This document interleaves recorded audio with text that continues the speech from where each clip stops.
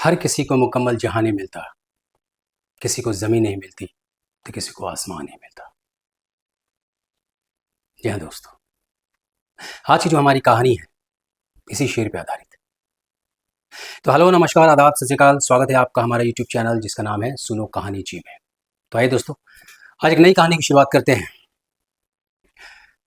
दोस्तों, हमारी ज़िंदगी में ना ज़रूरी नहीं कि हम जो भी सपने देखते हैं वो पूरा हो ही, या ऐसा भी नहीं कि जो हम चाहते हैं वही हमारे जीवन में हो। मेहनत तो हम सभी करते हैं, लेकिन क्या ये ज़रूरी है कि हमें सब मिल ही जाए, या क्या ये होता ही है कि हमें सब मिल ही जाता है? जी नहीं, ऐसा नहीं होता। क्योंकि कहते हैं ना वो कि हम चाहते कुछ है और होता कुछ है। Man proposes and God disposes. जी हाँ दोस्तों, आज की जो हमारी कहानी है इसी पे आधारित है।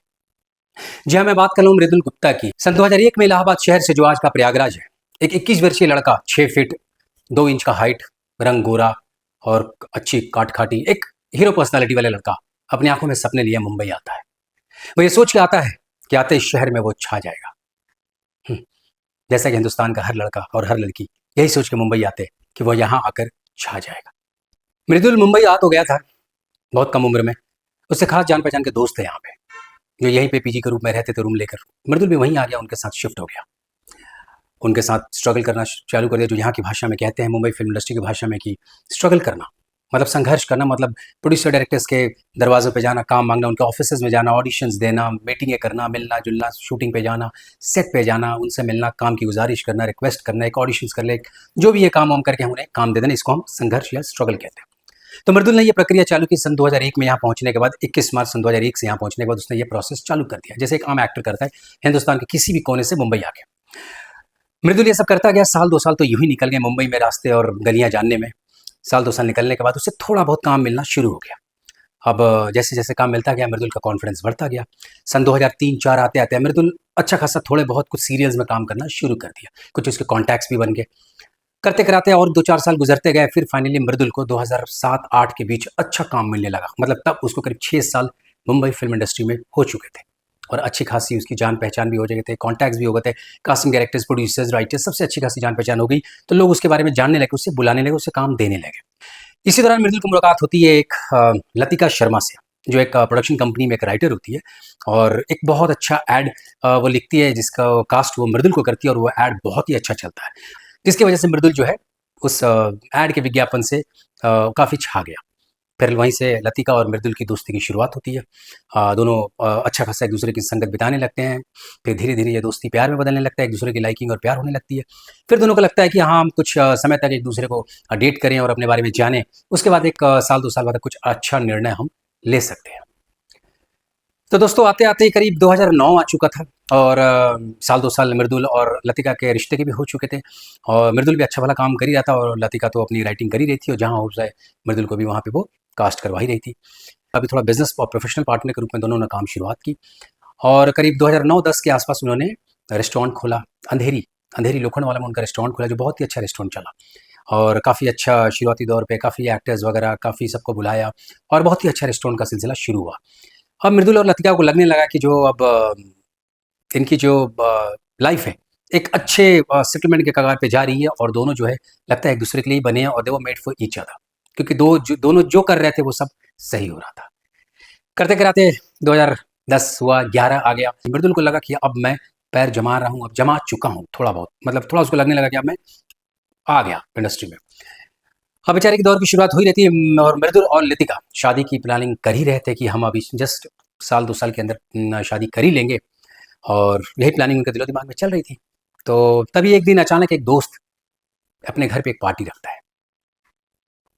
अब बॉलीवुड है, फिल्म इंडस्ट्री है, टीवी सीरियल्स, पार्टीज वगैरह सब होती रहती हैं, दोस्त यार में राइटर्स, प्रोड्यूसर्स, एक्टर्स की सब गेट टुगेदर होती रहती है। इसी पार्टी के सिलसिले के दौरान एक शाम को एक पार्टी रखी जाती है। मृदुल और लतिका के कॉमन फ्रेंड होता है जिसका नाम होता है सोहन। वो बेसिकली डायरेक्शन में होता है, तो उसके घर पे एक पार्टी रखी जाती है जिसमें बहुत सारे दोस्त आते हैं जो टेलीविजन इंडस्ट्री से जुड़े हुए हैं, जिसमें लतिका और मृदुल भी आते हैं। और फिर पार्टी का सिलसिला शुरू होता है रात को 8-9 बजे से और पार्टी चलाते करीब 11-12 करते करते लेट नाइट करते करते सुबह के 4-5 बज गए। सबको अब लगा कि बाबा अपने घर जाना चाहिए।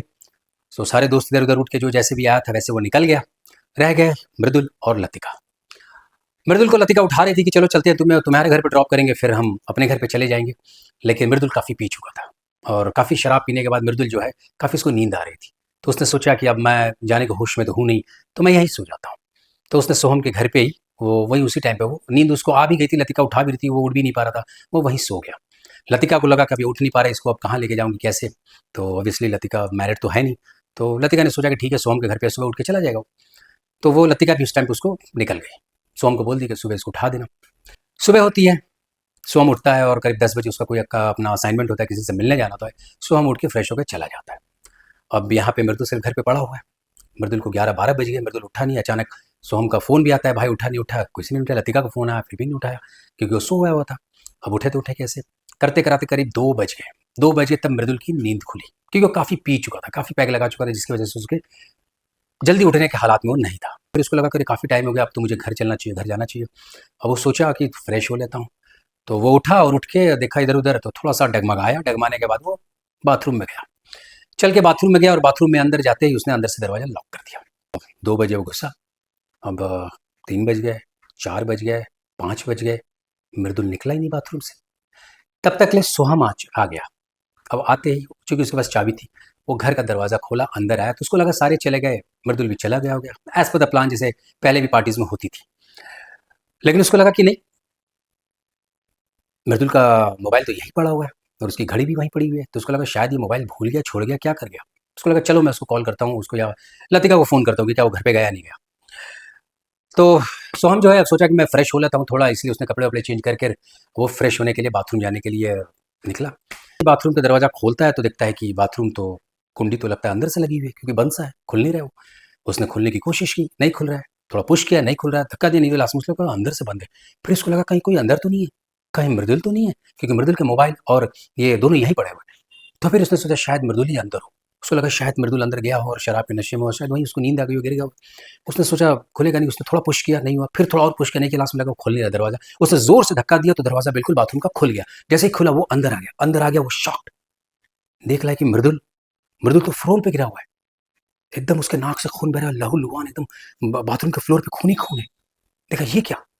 उसने झट से बाहर निकला और जल्दी से फ़ोन किया। सबसे पहले उसने एम्बुलेंस को बुलाया, एम्बुलेंस वाले को कॉल किया, एम्बुलेंस आ रही, फिर लतिका को फ़ोन किया, फिर और भी फ्रेंड्स को फ़ोन किया कि मृदुल के साथ ऐसा-ऐसा हो गया, जल्दी से आ जाओ। अब उसने क्या कि सबने कहा कि तुम एक काम करो, एम्बुलेंस आती है जल्दी से हॉस्पिटल लेके जाओ। अब उसने क्या किया, अड़ोसी-पड़ोसी को बुलाया, आके इन लोगों ने पिकअप किया, इसका थोड़ा-सा खून-वून जो था सब साफ-सुथरा करके, तब तक एम्बुलेंस वाले आ गए थे। जैसे एम्बुलेंस आ गई, उन लोगों ने भी इसे उठाया, इसे उठा के तुरंत एम्बुलेंस में भर के इन लोग साथ में लेके गए। नज़दीक के जो हॉस्पिटल था वो था कूपर हॉस्पिटल। अब मृदुल कूपर हॉस्पिटल में चला गया, वहीं एडमिट हो गया। अब सारे दोस्त जो है बारी-बारी से वहीं पे सब आ गए। लतिका भी आ गई। करीब होते-हाते ये 6 बजे शाम हो गई। तब तक एक दोस्त ने उसके घरवालों को इन्फॉर्म कर दिया था। 6 साढ़े 6 से जो ऑपरेशन शुरू हुआ, रात के 9 साढ़े 9 बज गए। तब तक इन लोग बाहर बैठ ही रहे, कोई सुबुगाहट नहीं, अफरा-तफरी डॉक्टर्स की मची हुई है, नर्सेज़ बाहर अंदर-बाहर कर रहे हैं, कोई कुछ बता नहीं रहा है क्या हुआ। फाइनली लोग पूछ-पाछ रहे हैं क्या हुआ, कुछ तो बताओ। लोग कह रहे हैं कि जी नहीं, डॉक्टर साहब आएँगे वही बताएँगे। करीब साढ़े 9 10 बजे जो सीनियर डॉक्टर है होते हैं, वो आते हैं। वो आके बोलते हैं कि देखिए ऐसा है कि मृदुल को जो था ब्रेन हैमरेज हुआ था। एक्चुअली उसको बीपी का इश्यू था, शायद उसने किसी को बताया नहीं होगा और उसी वजह से बीपी शूट अप कर गया उसका बाथरूम में जाके और वहीं पे क्या हुआ कि उसका ब्रेन हैमरेज हो गया। उसे बोला कि एक खुशखबरी ये है कि उसकी जान बच गई और एक दुख की खबर ये है कि उसके बॉडी का जो हाफ पोर्शन है, कमर से नीचे का पोर्शन, वो पूरा पैरालाइज हो गया। अब यह खबर सुनते ही सारे दोस्त शॉक्ड हो गए, ऐसे कैसे हो गया? एक रात में इतना कुछ बदल जाएगा ऐसे? मृदुल का एडमिट हुए करीब 12 घंटे से ज़्यादा हो चुका था। सारे दोस्त लोग वहीं पे इंतज़ार कर रहे थे अगले दिन सुबह और तब तक ले करीब 11-12 बजे तक उसके फैमिली मेंबर्स भी आ गए, जिसमें माँ थी, चूँकि उसके पिताजी बचपन में ही गुज़र गए और 2 भाई थे, जो दोनों कॉर्पोरेट जॉब करते थे। एक भाई इलाहाबाद में ही जो अभी का प्रयागराज में जॉब कर रहा था, दूसरा भाई जो था दिल्ली में जॉब कर रहा था। सबका फोकस था कि मृदुल बस कैसे डॉक्टर्स बाहर निकले और मृदुल की हेल्थ के बारे में बताएं। दोपहर होने के बाद फिर शाम हुई, 5-6 बजे फिर एक सीनियर डॉक्टर्स ऑपरेशन थिएटर से निकलते हैं। वो निकल के आके पूरी फैमिली के सामने खड़े होते हैं और फ्रेंड्स लोग भी वहाँ पे मौजूद हैं। उन सब से कहते हैं कि देखिए कि अब वो खतरे से बाहर है, लेकिन अभी उसको 2-3 मेजर ऑपरेशन हमें और करने हैं और 2-3 हफ्ते और लगेंगे, क्योंकि स्ट्रोक जो था काफ़ी हैवी था, मतलब ब्रेन हैमरेज काफ़ी हैवी था, जिसकी वजह से जो उसका जो नर्व्स थे उस पर काफ़ी इफेक्ट किया, जिसकी वजह से उसके जो हिप्स के जो नीचे लोअर पोर्शन था वो बॉडी उसको हमेशा के लिए वो पैरालाइज कर दिया। इसकी वजह से क्या है कि अब वो बेड से कभी उठ नहीं पाएगा, कभी अपने पैर पे खड़ा नहीं हो पाएगा अब जीवन भर आप कह सकते हैं कि वो बेड पे ही रहेगा और सिर्फ उसके ऊपर यहाँ से कमर से ऊपर का भाग उसका सारा काम करेगा। अब ये सुनते ही सब लोग शॉक्ड हो गए। सोचिए कितनी दुखद बात है कि एक लड़का 21 वर्षीय जो इतने सपने लेके आया था एक शहर से, और मुंबई में आकर सोच रहा था कि मैं बहुत ही बड़ा नाम करूंगा, एक्टर बनूंगा, स्टार बनूंगा, और वो थोड़ा बहुत कदम रख भी दिया था, वो चल भी रहा था उस जगह पे। उसको लगा मैं काफ़ी सही राह पे चल रहा हूँ और मेरा काम होने ही वाला है। उसको साथ में as a friend, as a partner group में लतिका मिली, जिससे वो ज़िंदगी गुजारने के सपने देख रहा था। लेकिन हम सोचते कुछ है और होता कुछ है। उसे नहीं पता था कि जिस हाईवे पे वो एक्सीलेटर दबा के गाड़ी चला रहा है, अचानक एक स्पीड ब्रेकर आएगा, वो ब्रेक मारेगा, पूरी गाड़ी की धज्जियां उड़ जाएंगी। मृदुल के साथ ऐसा ही हुआ। ये सुन के फैमिली मेंबर्स और फ्रेंड्स वगैरह काफ़ी दुखी हो गए। अब वो करे सो क्या करे, फिर अब क्या कर सकते हैं।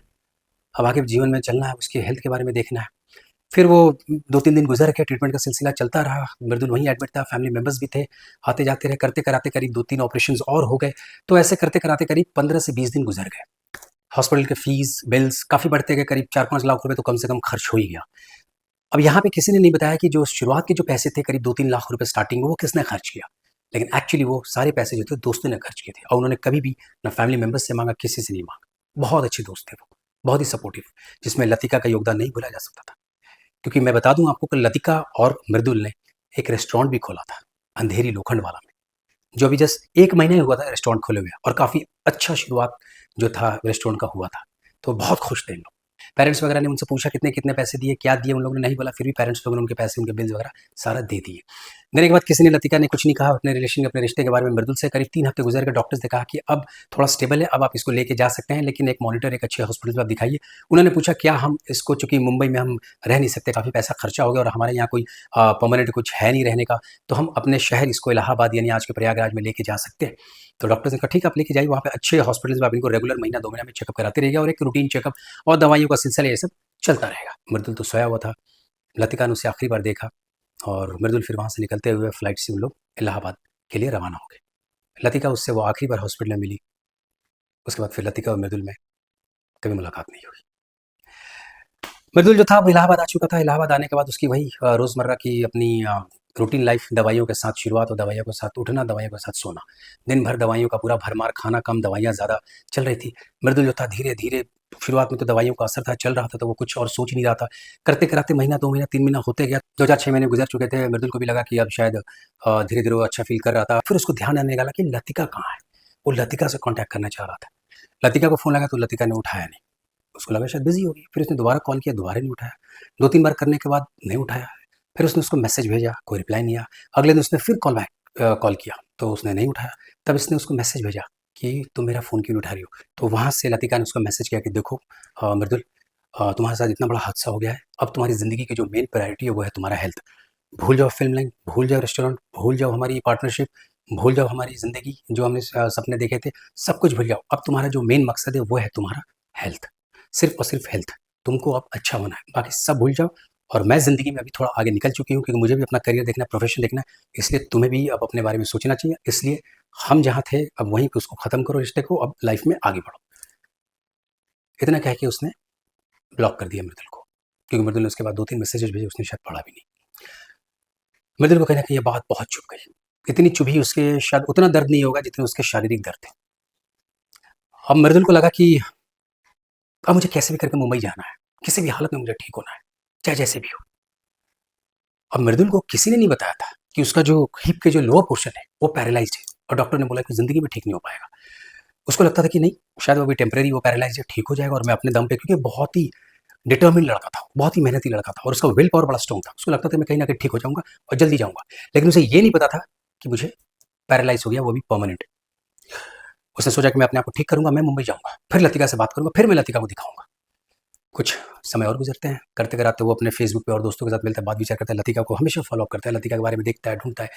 करते-कराते अचानक 2-4-6 महीने गुजरते हैं, वो लतिका के देखता है कि काफ़ी अच्छा कर रही है, काफ़ी कुछ प्रोजेक्ट्स कर रही है। अचानक एक दिन एक एक्टर के साथ लतिका को वो देखता है एंगेजमेंट सेरेमनी में।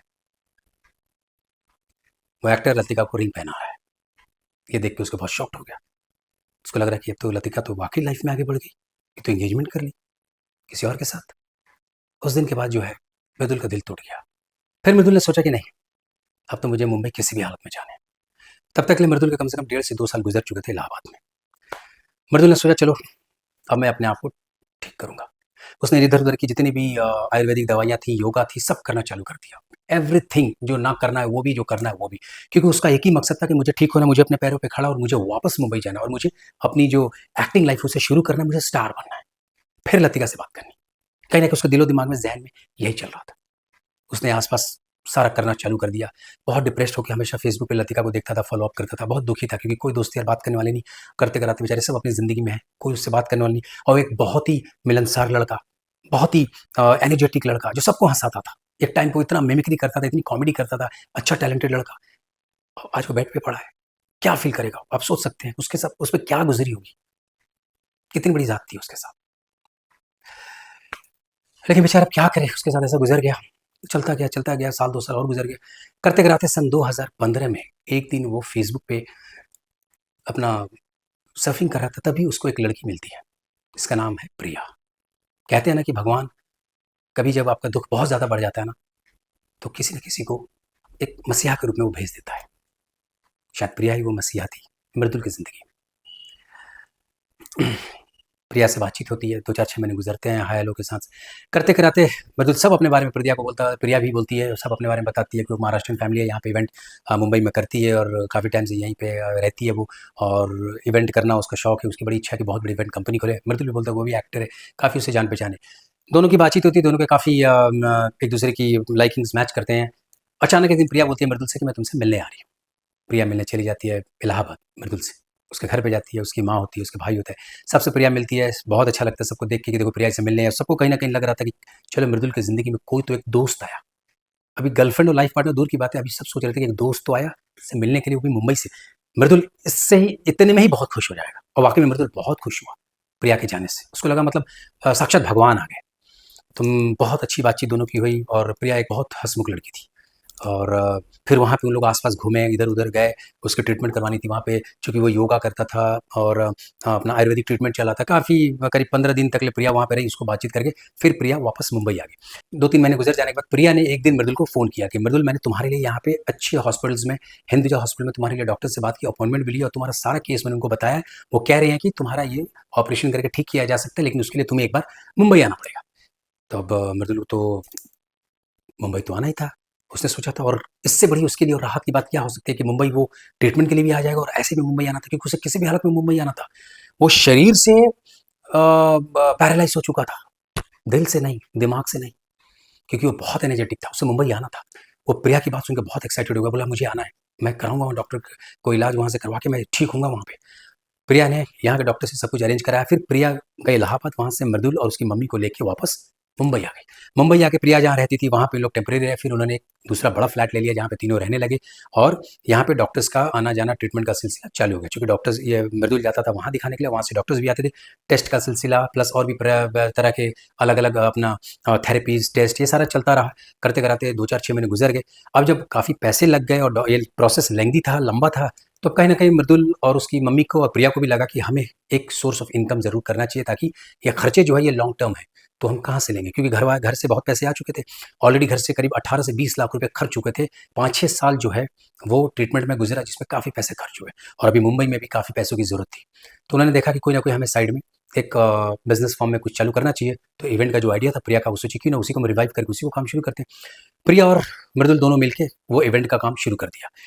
घर से ही ऑपरेट करते थे, घर से ही सब फंक्शन करते थे, ऑफ़िस घर में बना दिया था, मृदुल बेड पे होता था, ये कुर्सी टेबल लेके बैठ जाती थी और सारा क्लाइंट से अपना करना, मृदुल बात करता था और यहाँ से इन लोग ऑपरेट करना चालू करते हैं। प्रिया जाती थी, क्लाइंट से मिलती थी, आती थी, इन लोग डेट फिक्स करते थे, कहीं भी इवेंट कराना तो सब कुछ चलता था, सारा बातचीत करके अच्छा खासा इनका जो ये इवेंट का काम 2016 आते-आते राह पकड़ लेती है और 17-18 गुज़री, 2 साल बहुत अच्छा इवेंट का काम चला, पैसे आते गए, मृदुल का ट्रीटमेंट में लगता गया, तो काफ़ी अच्छा खासा वहाँ पे इनका सारा कुछ चलता था क्योंकि ट्रीटमेंट के खर्चे काफ़ी बड़े थे। तो ये सब गुज़रते-गुज़रते 2017-18 गुज़रा, फिर धीरे-धीरे इन लोगों ने सोचा कि क्यों ना हम घर जो है इससे भी थोड़ा-सा और अच्छे घर में रहें। तो छोटे घर से बड़े घर में शिफ्ट कर गए रेंट पे ही, उसका रेंट भी काफ़ी ज़्यादा था। एक गाड़ी ले लिया रीसेल में और फिर गाड़ी का भी 6-7 लाख रुपए गाड़ी ले ली, उसके बाद चलता रहा। तब तक ले 2019 आ चुका था। फिर अपना इन लोग का ट्रीटमेंट और प्लस इधर इवेंट का काम चलता गया। अचानक थोड़ा इवेंट जो है अचानक थोड़ा-सा बैकड्रॉप आ गया, कुछ रिसेशन हो गया, इसकी वजह से इवेंट के कॉल्स आने कम हो गए और क्या है कि कमाई का स्रोत हुआ जो है मृदुल को कम हो गया। अब देखिए कि इन लोग कहाँ से करें, जो भी पैसे आते थे, इन लोग इन्वेस्ट कर दिया सारा कुछ और जो पैसे बचे दवाइयाँ में चले गई, घर में चला गया, गाड़ी में डाल दिया। भाई लोगों से पैसे माँगे, भाई लोगों ने आखिरी बार पैसे दे दिए, उन्होंने बोला कि भाई इसके बाद तो हम नहीं दे पाएँगे। कुछ दोस्त यार थे, उन्होंने भी मदद कर दी, पैसे दे दिए। तो 2019 का भी जो समय था गुज़र गया। अब करते-कराते थोड़ा बहुत 2019 में इवेंट का इक्का-दुक्का काम आता गया, करते-कराते उन लोग फिर उसको भी पार करते गए। सोचा एक फ़ेज़ है, निकल जाएगा, अब तो ज़िंदगी मुंबई में गुज़ारनी है क्योंकि इसकी ट्रीटमेंट भी करनी है, तो चलता है, निकल जाएगा। प्रिया काफ़ी मेहनती थी, प्रिया काफ़ी मेहनत करती थी और प्रिया ने अपनी ज़िंदगी लगा दी थी मृदुल को ठीक करने में, अपने दिल से। वो वाक़ई में एक मसीहा बन के उसकी ज़िंदगी में आई थी और मेडिकल का खर्चा एक लड़का लगा दिया, उसके लिए एक बॉय ताकि उसका देख-रेख करे, चूँकि वो बेड पे होता था, यूरिनेशन, स्टूल सब कुछ उसका साफ-सफाई करना पूरा, हर चीज़ बेड सोर होते थे, सब कुछ ठीक-ठाक करना, डॉक्टर्स आने, सबको देखना, सब वो लड़का करता था, जिसका अरेंजमेंट सब करके रखा हुआ था, जो प्रिया सारा देखभाल करती थी और मम्मी भी थी। तो मम्मी खुद ओल्ड एज थी बेचारी, तो हालाँकि वो भी फिर अपने बेटे के लिए यहाँ पे आके कर रही थी। करते-कराते 2019 पार हुआ, 2020 आया। अब 2020 आते-आते 2020 मार्च आया, मार्च आते लॉकडाउन लग गया। अब जैसे ही लॉकडाउन लगा, सब कुछ ठप, कंप्लीट शटडाउन। अब जो भी इक्के-दुक्के कॉल्स आ रहे थे इवेंट के, वो भी बंद हो गए। अब इन लोग की कमाई का स्रोत बंद, अब तो पैसे कहाँ से आएँगे? शॉक्ड हो गए, कैसे चलेगी? क्योंकि ट्रीटमेंट में काफ़ी पैसे लगते थे, एक डॉक्टर का विज़िट मतलब 5 से 10 हज़ार रुपए दवाइयों के साथ-साथ, तो कैसे करें इधर-उधर? लॉकडाउन का टाइम है, कोई आ नहीं रहा है, आ रहा है तो फिर डॉक्टर्स ही आ रहे हैं और कोई नहीं आ रहा है, पैसे कहाँ से आएँगे? फिर करते-कराते इन लोगों ने भाइयों से आखिरी बार भाइयों ने पैसे दिए 2 लाख रुपए, बोला कि ये हमारा आखिरी है और हमने आपके ऊपर कम से कम 20 से 22 लाख रुपए खर्च कर दिए। अब हम आपको कुछ नहीं देंगे और माँ को बोला कि लॉकडाउन खत्म होते ही आप आइए और हमारा हिस्सा बाँट दीजिए और हमें सेपरेट कर दीजिए, अब हमें नहीं रहना इकट्ठे। तो उसके 2 भाई वहाँ रहते थे और एक मृदुल था तीसरा, बोला तीनों का हम हिस्सा बाँट दीजिए और मृदुल का हिस्सा जो है हमने करीब 20 से 22 लाख रुपए दे दें और बाकी जो भी बचा है थोड़ा बहुत आप आके रहिए, ले लीजिए और हमें नहीं चाहिए और आप हिस्सा बाँट दीजिए, हमें अब नहीं रहना साथ में वरना हम बर्बाद हो जाएँगे उसके दवाइयों के चक्कर में। ऐसा कह के उन्होंने हाथ खड़े कर दिए।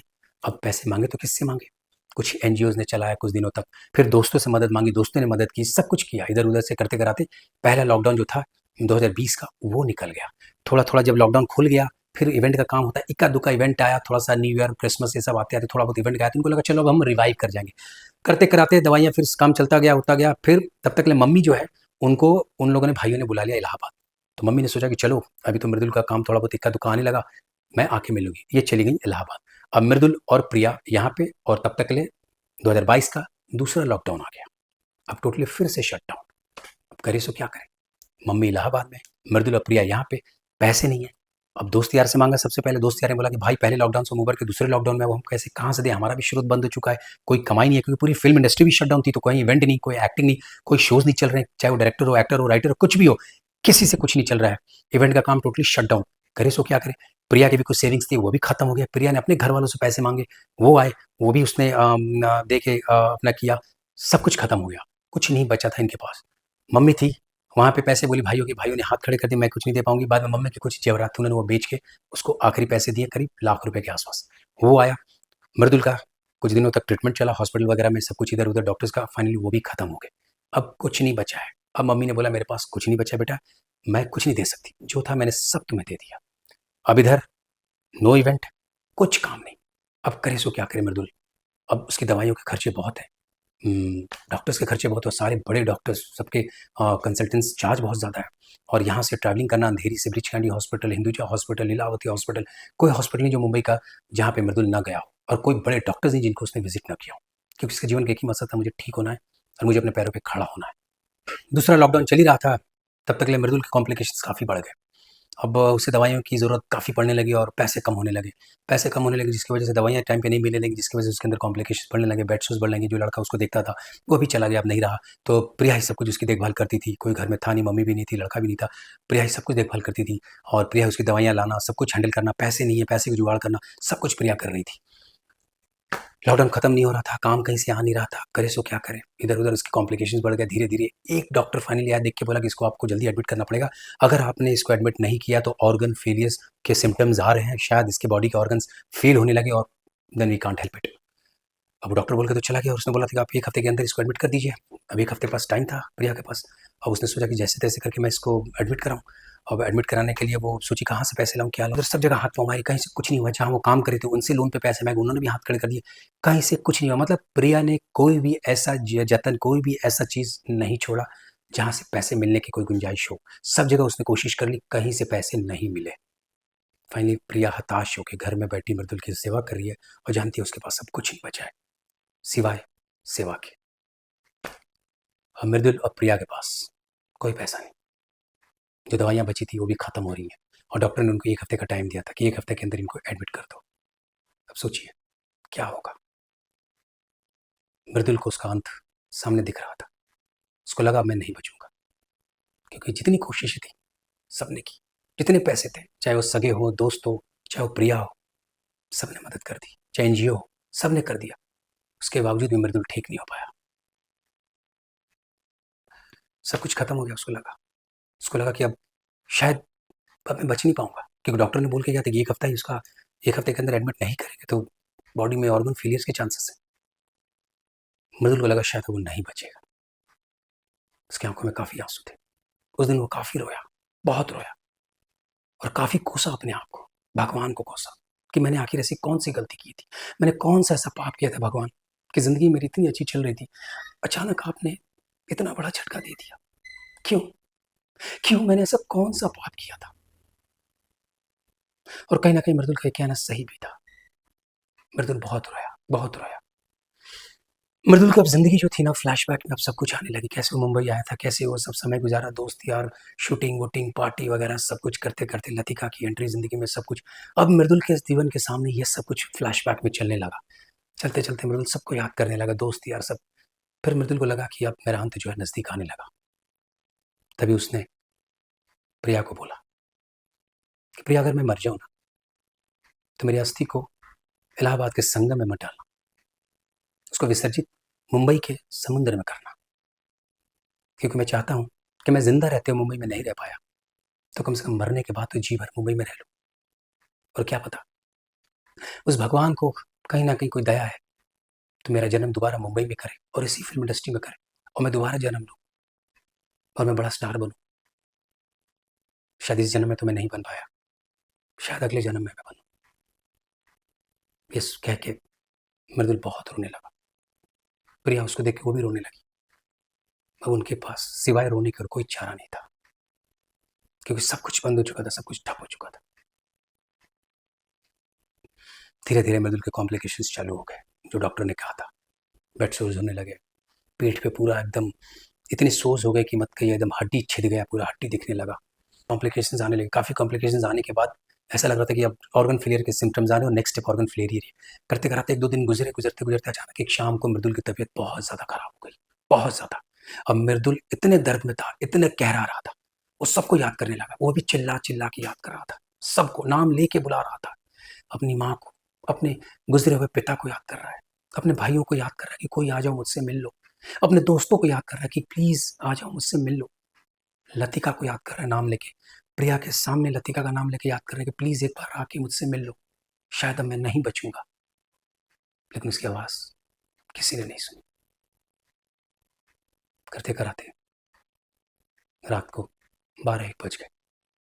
मृदुल बिल्कुल शांत हो गए। उसकी सांसें चल रही थी। चलते चलते प्रिया को लगा शायद सुबह हो तो उसको हॉस्पिटल कैसे भी करके लेके जाएगी, पैसे नहीं रहेंगे तभी लेके जाएगी, बस ये रात कट जाए। 1 बजा, 2 बजा, 3 बज गया। प्रिया जगती थी, नींद आती थी, उठ उठ के देखती थी, नींद आती थी, उठ उठ के देखती थी कि मृदुल की सांसें चल रही या नहीं चल रही। उसको लगा चल रही है। अचानक फिर प्रिया को आंख लग गई, वो सो गई। फिर अचानक उठती है करीब 5:30 बजे के आसपास, तो देखती है मृदुल की सांसें नहीं चल रही। मृदुल नींद में चला गया, सबको छोड़ के चला गया। मृदुल बहुत अच्छा दोस्त था। मैं आपको इसलिए कहानी इतने दिल से और इतनी सीरियसली और इतनी इमोशनली सुना रहा हूँ क्योंकि उन दोस्तों में से एक दोस्त मैं भी था मृदुल का। वो मेरा खास दोस्त था। मृदुल हमें छोड़ के चला गया, लेकिन काफ़ी यादें देके गया। एक ऐसा जिंदा दिल दोस्त, एक इतना टैलेंटेड एक्टर, इतना खुश मिजाज, सबको खुश रखने वाला, उसके आसपास जो भी रहते थे बहुत खुश रहते थे। लेकिन बेचारी की जिंदगी बहुत दुखद गुजर गई। वो भगवान से ऊपर जाकर सवाल जरूर करेगा कि भगवान ने आपने मेरे साथ ऐसा क्यों किया, क्यों किया। नहीं एक्टर बनाना था नहीं बनाते, नहीं स्टार बनाना था नहीं बनाते, तो कम से कम मुझे अपने पैरों पे खड़े तो छोड़ देते।